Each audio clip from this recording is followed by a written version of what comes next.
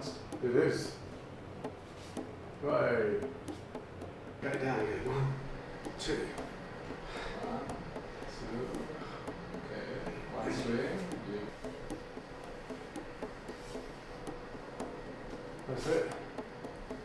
And yeah, watch the floor. It was an actual piece of equipment that was used during cutting down trees and forests, basically. Dutchman, yeah, shuffle on the production, like this, yeah, like this, yeah. The flowing Dutchman, yeah, the flowing Dutchman. So basically, you start with this, so it's like a kettlebell, halfway down the handle. Yeah. So it swings through, up to here, down, halfway, there, there, there, there, up, halfway, halfway, back down again. 1, 2. 1, 2. Okay. One swing. You go through the middle.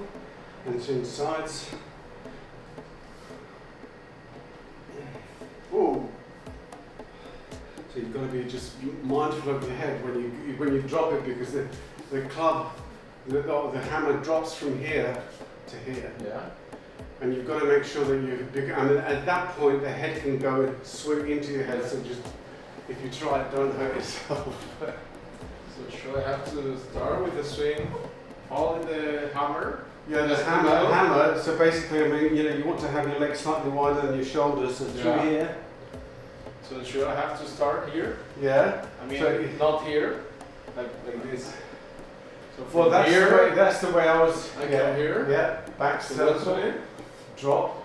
Drop. Turn. That's Switch it. hands. Here. Look. Oh. See what I mean about your head? Just be careful with your head. Okay.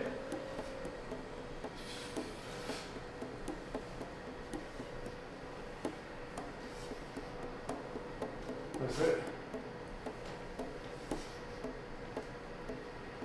What's the story behind the Hungarian hammer? Well, it was used by in Hungary for felling trees. So they used to drive they'd cut a wedge into a tree, and then they basically so that's with a saw, a two-man saw, sort of, both two men doing this type of movement, and then they would hammer using these type of the hammers. They'd hammer a wooden wedge in to start make the tree fall over before it was logged, so ready for logging. Yeah. That's the story behind them. And okay. And how did it come to the point where they would start swinging with it? Okay, I'm not really sure 100% about it.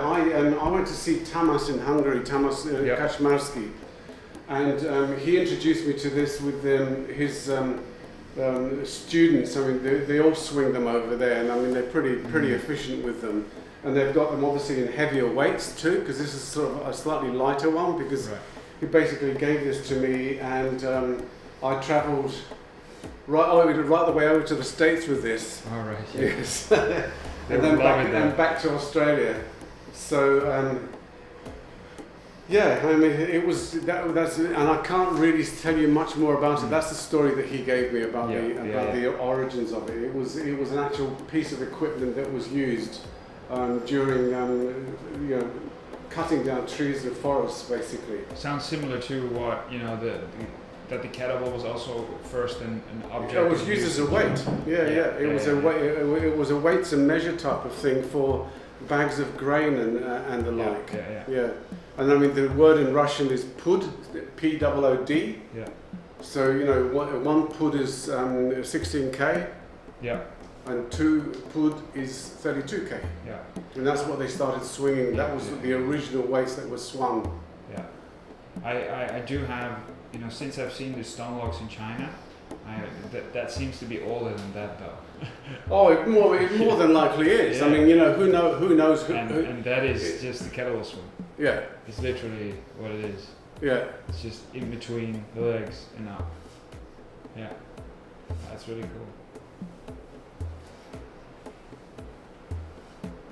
But I think the swing that that you're doing at the moment is a variation on it, because I can't see how that swing would have been used unless the swing down would have been to sort of then bring the hammer down really hard on a wedge or something like that. It seems to be more of a variation on training with a hammer. Yeah, I Not think necessarily so. the practical part of it.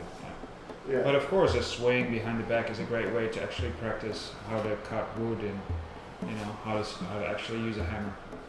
But it's, I mean, I find that really quite surprising, and it's sort of very sort of nice and different to everything else. And yeah, watch the floor. Otherwise you had more of my feet. What are you doing? Because I've got look.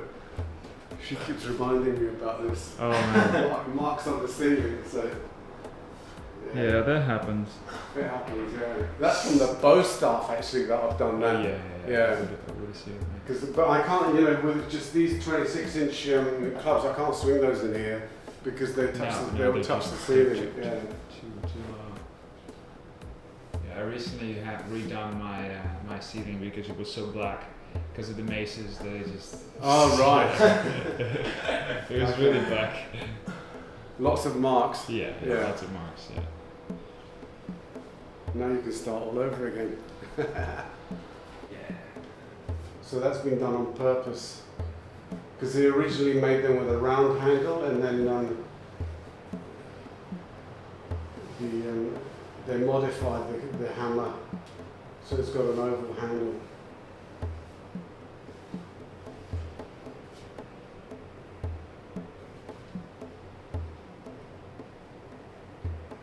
Yeah, it's beautiful. It's well balanced. It is. Right.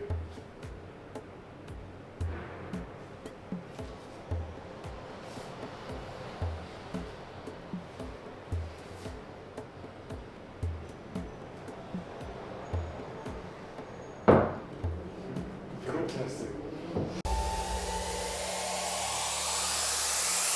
Boom! Heavy Club 6 is live. Training with a heavy club, also known as a mudguard or club bell, is one of the best ways to train your shoulder strength and stability in all ranges of motion. Each week has 3 workouts and will introduce new exercises. As you progress through the weeks, you'll move from 2-handed exercises to 1-handed exercises. You'll learn to train with a unique tempo system which will redefine your way of training with a heavy club.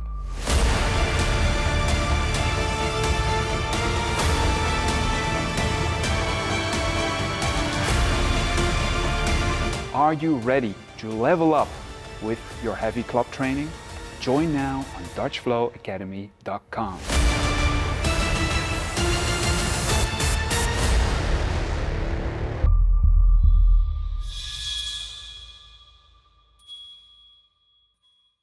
Boom! Thank you for your attention. It's greatly appreciated. If you like the content, please consider to share, like, and subscribe to my channel. If you want to see similar videos, you can see them over here. If you're interested in learning more from me as a coach, I've got online courses on DutchFlowAcademy.com. Keep flowing, Ram Ram.